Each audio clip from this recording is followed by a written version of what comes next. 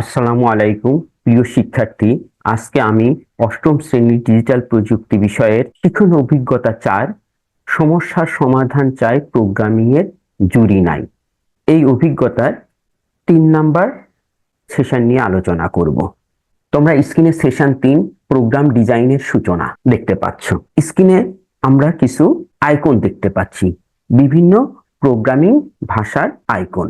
এই যে আমরা যে সকল ডিভাইস ব্যবহার করি, কম্পিউটার, ল্যাপটপ, ট্যাব, মোবাইল, এগুলি যন্ত্র। এই যন্ত্রের ভাষা 0 এবং 1 বুঝে, আর আমরা বুঝি আমাদের ভাষা। আমাদের ভাষাকে যন্ত্রের ভাষায় বোঝানোর জন্য যে কৃত্রিম ভাষা রয়েছে সেটাই হলো প্রোগ্রামিং ভাষা। তো চলো আমরা ইন্টারনেট থেকে দেখে আসি প্রোগ্রামিং ভাষা কি। ইন্টারনেট থেকে আমরা প্রোগ্রামিং ভাষার সংজ্ঞা পাচ্ছি।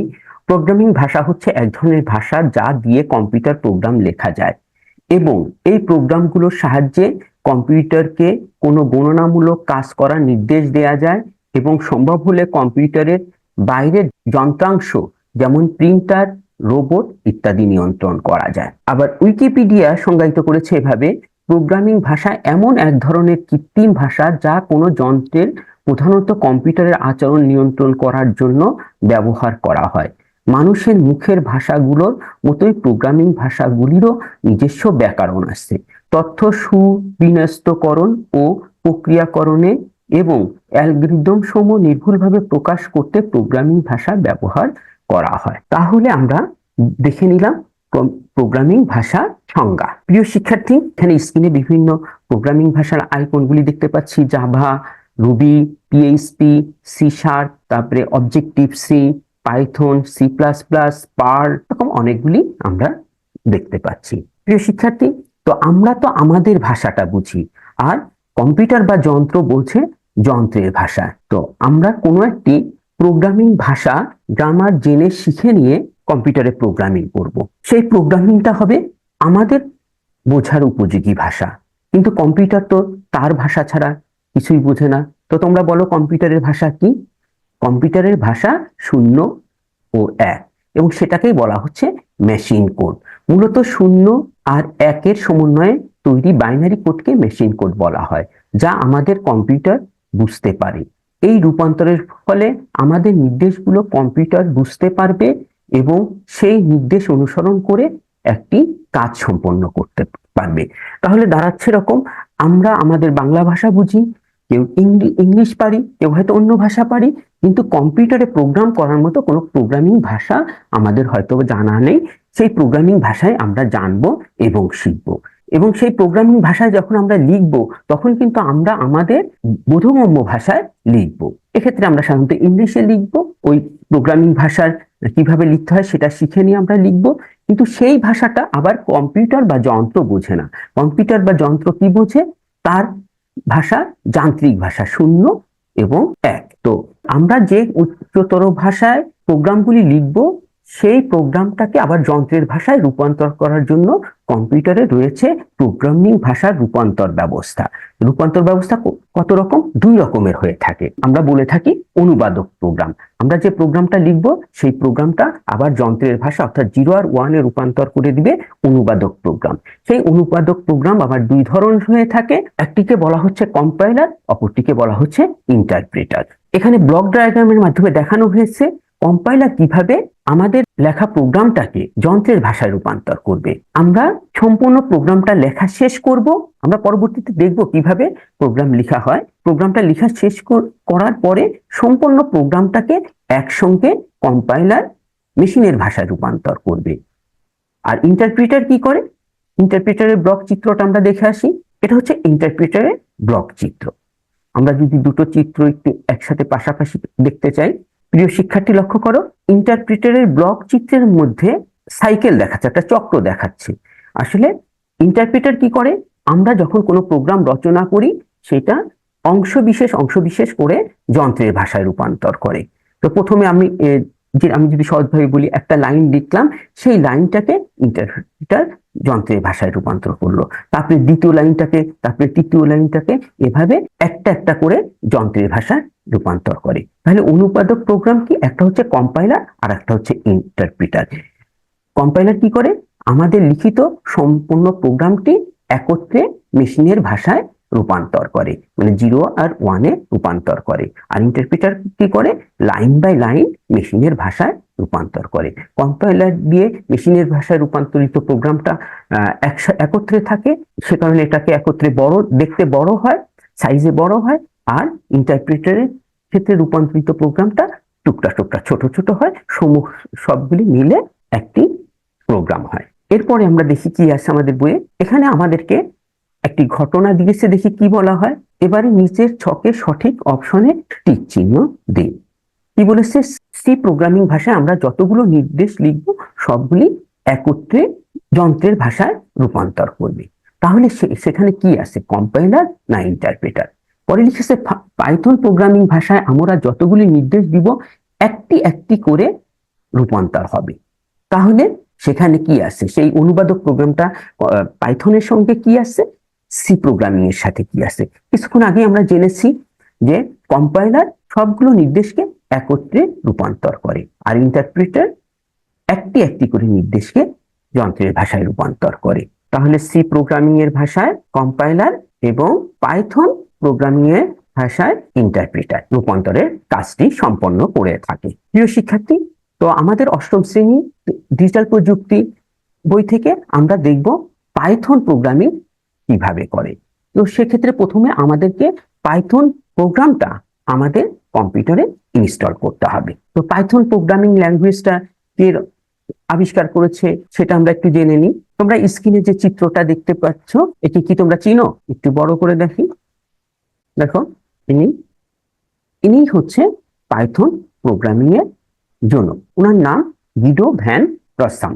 গিডো ভ্যান রসাম 1980 সালে পাইথন প্রোগ্রাম আবিষ্কার করেন এবং 1991 সালে পাইথন প্রোগ্রামটি আমরা ব্যবহার করার সুযোগ পাই। প্রিয় শিক্ষার্থী, আমরা গুগলে পাইথন লিখে সার্চ দিয়ে দেখি পাইথন সম্বন্ধে আমরা কি জানতে পারি। পাইথন একটি বস্তু সংশ্লিষ্ট উচ্চ স্তরের প্রোগ্রামিং ভাষা, মানে object oriented high level language. 1991 সালে গিডো ভ্যান রসম এটি প্রথম প্রকাশ করে, মানে আমরা ব্যবহার করার সুযোগ পাই। এটা আমরা জানলাম এবং এটা বিকাশ প্রতিষ্ঠানের নাম পাইথন সফটওয়্যার ফাউন্ডেশন। এখন আমরা একটু জানতে চাই এই প্রোগ্রামটার নাম কেন পাইথন হলো? অন্য কিছু তো হতে পারতো। তোমাদের কি জানতে ইচ্ছা হচ্ছে? তো আসা যাক সেটা সম্বন্ধে।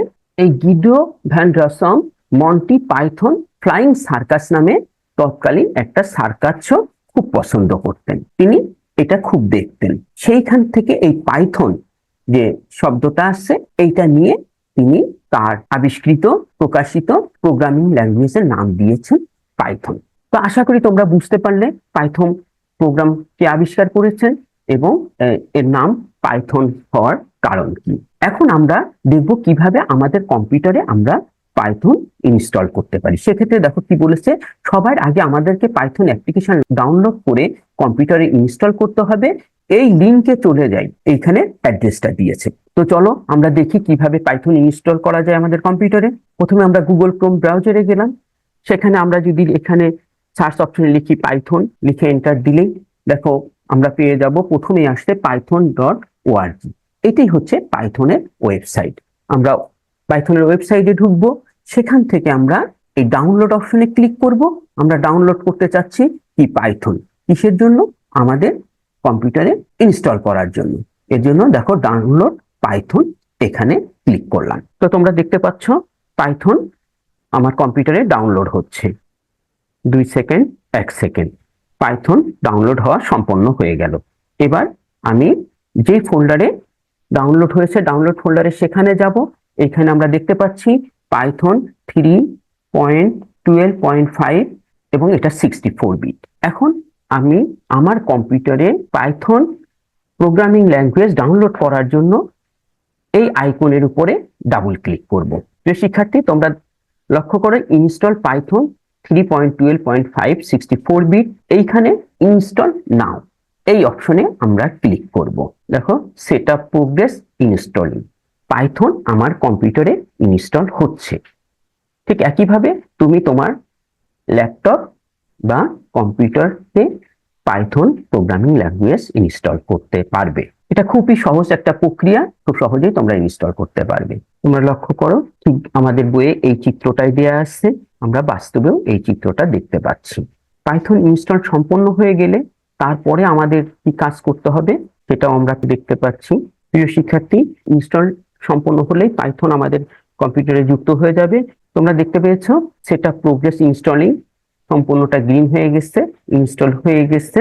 এরপর আমাদের যে কাজটা করতে হবে 4 নাম্বার অপশন, পাইথন আমাদের কম্পিউটারে যুক্ত হলো, কিন্তু আমাদের আরেকটি সফটওয়্যার অ্যাপ্লিকেশন লাগবে যেখানে আমরা আমাদের নির্দেশ লিখে কম্পিউটারকে বুঝিয়ে দেব। সেই জন্য এই লিঙ্কে যাই। অর্থাৎ আমাদেরকে আরেকটা সফটওয়্যার ইনস্টল করতে হবে, যেটাকে আমরা এক্ষেত্রে বলছি আইডি ইন্টিগ্রেটেড ডেভেলপমেন্ট এনভায়রনমেন্ট, যেখানে আমরা আমাদের কোডগুলি লিখব। পাইথনের গ্রামার মেনে আমরা কোডগুলি লিখব এবং সেখানে আউটপুট পাবো। প্রিয় শিক্ষার্থী, লক্ষ্য করো সেটআপ ওয়াজ সাকসেসফুল। তো পাইথন প্রোগ্রামিং ল্যাঙ্গুয়েজ ইনস্টল করা কমপ্লিট হয়ে গেল। এবার আমরা ক্লোজে ক্লিক করব। ইনস্টল করা কমপ্লিট। এরপরে আমরা thony.org ওয়েবসাইটে ঢুকে থনি সফটওয়্যারটি ইনস্টল করব। আমরা আবারও গুগল ক্রোম ব্রাউজারে প্রবেশ করলাম। সেখানে আমরা সার্চ অপশনে থনি শব্দটা লিখে সার্চ দিই, তাহলেই আমরা প্রথমেই পেয়ে যাব thony.org। এই অপশনে ক্লিক করলাম। আমরা thony.org ওয়েবসাইটে ঢুকেছি। সেখানে আমরা দেখতে পাচ্ছি থনি পাইথন আইডিই ফর বিগিনার্স। তোমরা দেখতে পাচ্ছ এখানে থনিতে কাজ করা কিছু চিত্র আমরা দেখতে পাচ্ছি। আমরা নিচের দিকে চলে যাই। এখানে দেখো ইনস্টলেশন ইনস্ট্রাকশন ফর উইন্ডোজ। এখান থেকে আমরা দেখে নিতে পারি ইনস্ট্রাকশন গুলি কি কি আসছে, সেটা জেনে নিতে পারি। এখান থেকে আমরা সময় নিয়ে পড়ে নিলে আমরা অনেক কিছুই জানতে পারবো। তো আমরা এখান থেকে ব্যাক করলাম। তো আমরা এই যে উপরে যে এখানে আছে ডাউনলোড ভার্সন 4.1.4 ফর উইন্ডোজ, এখানে ক্লিক করলাম। তারপরে আমরা ভার্সনটা দেখতে পাচ্ছি, latest version default Windows installer থনি 4.1.4 exe 64 বিট পাইথন 3.10। বিভিন্ন ইনফরমেশন দেওয়া আসছে। এটা আমরা ডাউনলোড করতে চাই। দেখি ডাউনলোড করতে হলে আমাদেরকে কি করতে হবে। এই থনি 4.1.4 উইন্ডোজ পোর্টেবল.জিপ এখানে আমরা ক্লিক করব। যে শিক্ষার্থী তোমরা লক্ষ্য করো বাম কোণার নিচে থনি 4.1.4 জিপ আকারে ডাউনলোড হচ্ছে। এখন তোমরা 4.1.4 দেখছো, কিছুদিন পরে এটার ভার্সন পরিবর্তন হতে পারে। অর্থাৎ এই ধারাবাহিকতা রক্ষা করে তুমি খুব সহজেই এটা তোমার কম্পিউটারে ইনস্টল করতে পারবে। দেখো এই ভার্সনটা এসেছে নভেম্বর 2023, মানে 2023 সালের 19শে নভেম্বর থনি 4.1.4 ভার্সনটি এসেছে। তো তোমরা স্ক্রিনে দেখতে পাচ্ছ যে বেশ কিছু সময় দেখাচ্ছে যে 23 মিনিটস লেফট। এটা ডাউনলোড হতে থাকো। ডাউনলোড কমপ্লিট হলে আমরা ইনস্টল করে দেখাবো কিভাবে ইনস্টল করতে হয়। এরপরে আমাদের বইয়ে প্রক্রিয়াটা দেখিয়েছে কিভাবে আমাদের ইনস্টল করতে হবে। থনি সফটওয়্যারটি চালু করতে হবে, নিচের মতো দেখতে পাবো। ইনস্টল প্রক্রিয়ার ছবিটা দেখিয়েছে। তবে থনি সফটওয়্যারটা চালু করলে এরকম দেখা যাবে। তো প্রিয় শিক্ষার্থী, আমরা দেখতে পাচ্ছি বাম কোণার নিচে থনি ইনস্টল হয়ে গেল। এবার আমরা থনি যে ফোল্ডারে ইনস্টল হয়েছে সেই ফোল্ডারে প্রবেশ করব। ডাউনলোড ফোল্ডারে দেখো এই যে থনি 4.1.4 উইন্ডোজ পোর্টেবল ইনস্টল হয়েছে। তো তোমরা দেখতে পাচ্ছ থনি 4.1.4 উইন্ডোজ পোর্টেবল। এটা একটা জিপ ফাইল। এটাকে আমাকে প্রথমে এক্সট্রাক্ট করতে হবে। ফোল্ডারটার উপর রাইট বাটন ক্লিক করি। তারপরে এখানে দেখো এক্সট্রাক্ট অল, অলে ক্লিক করি। তারপরে এক্সট্রাক্ট ক্লিক করলাম। আমাদের জিপ ফোল্ডার থেকে ফাইলগুলি এক্সট্রাক্ট হয়ে আরেকটি ফোল্ডারে থাকবে, সেটা আমরা দেখতে পাবো। এক্সট্রাক্ট হচ্ছে, তোমরা দেখতে পাচ্ছ। এক্সট্রাক্ট হতে কিছুটা সময় লাগবে। এটা আসলে কম্পিউটার স্পিড, অপারেটিং সিস্টেমের স্পিডের উপর নির্ভর করে। যে শিক্ষার্থী তোমরা লক্ষ্য করে এখানে দেখাচ্ছে কোন ফোল্ডারে ফাইলগুলি এক্সট্রাক্ট হচ্ছে। প্রিয় শিক্ষার্থী লক্ষ্য করো থনি 4.1.4 উইন্ডোজ পোর্টেবল জিপ ফাইলটি যেটা আমরা ডাউনলোড করেছি সেটাকে এক্সট্রাক্ট হলো কোথায়, সি ড্রাইভে ইউজার ডাউনলোড ফোল্ডারের মধ্যে থনি 4.1.4 উইন্ডোজ পোর্টেবল ফোল্ডারে। এই ফাঁকে তোমাদেরকে জানিয়ে রাখি, তোমরা পাশে যে পোর্টেবল শব্দটা দেখতে পাচ্ছ, এই পোর্টেবল হওয়ার কারণে থনি আমরা ডাউনলোড করেছি, এটা স্টার্ট হওয়ার পরে আমরা সরাসরি সেখান থেকে ইউজ করতে পারবো। আলাদা করে ইনস্টল করার প্রয়োজন হবে না। 93% সম্পন্ন হয়েছে। 97%, তারপর 98%, আর 2% বাকি আসছে, 99%, 100% এক্সট্রাক্ট হওয়া সম্পন্ন হয়ে গেল এবং যে ফোল্ডারে এক্সট্রাক্ট হয়েছে সেই ফোল্ডারটি ওপেন হয়ে গেছে। তো এখান থেকে আমরা জাস্ট এই যে থনি টিএইচ লেখা যে আইকনটা দেখতে পাচ্ছি, এটা ডাবল ক্লিক করলেই থনি আইডিটি চালু হয়ে যাবে। প্রিয় শিক্ষার্থী লক্ষ্য করো, ডাবল ক্লিক করার পরে ওয়েলকাম টু থনি পোর্টেবল আসছে। ইংলিশ ইউএস ডিফল্ট হিসেবে থাকবে, স্ট্যান্ডার্ড থাকবে। আমরা জাস্ট লেটস গো ক্লিক করব। এই হচ্ছে থনি এডিটরটা চালু হয়ে গেছে। এখানেই আমরা পাইথনের কোড লিখব। কিভাবে কোড লিখব সেটাই তোমাদেরকে দেখাচ্ছি, পরবর্তীতে তোমাদেরকে বুঝিয়ে দিব কিভাবে লিখতে হয়। এখানে প্রথমে প্রিন্ট, এটা পাইথনের একটা কমান্ড, প্রিন্টটা দিয়ে আমি ইনভাইটেড কমার মধ্যে ব্র্যাকেটের ভিতরে লিখলাম ওয়েলকাম। এরপরে আমি এই যে বাটনটা আসছে এটা হচ্ছে রান, এখানে ক্লিক করব। ক্লিক করলেই ওয়েলকাম শব্দটা নিচে লেখা দেখাচ্ছে। তো এভাবেই আমরা বিভিন্ন কোড লিখব এবং ফলাফল এখানে দেখব। তাহলে প্রিয় শিক্ষার্থী, তোমরা দেখলে কিভাবে পাইথন ডাউনলোড করে ইনস্টল করতে হয়, কিভাবে থনি ডাউনলোড করতে হয় এবং এক্সট্রাক্ট করে চালু করতে হয়। আশা করি তোমরা বুঝতে পেরেছো। আমরা পরবর্তীতে কিভাবে এখানে প্রোগ্রাম লেখা যায় পরবর্তী সেশনে সেগুলিও দেখব। তার আগে এই ফাইলটা একটু সেভ করি। ফাইলে যে তারপরে এখান থেকে সেভে ক্লিক করব। তারপর এখানে ফাইলটার একটা নাম দিতে হবে। আমি ফাইলটার নাম দিলাম ওয়েলকাম, তারপরে সেভ অপশনে ক্লিক করলাম। তাহলে দেখো উপরে দেখাচ্ছে যে পোর্টেবল ওয়েলকাম। আজকে পর্যন্তই। সবাই ভালো থাকবে, সুন্দর থাকবে। আসসালামু আলাইকুম।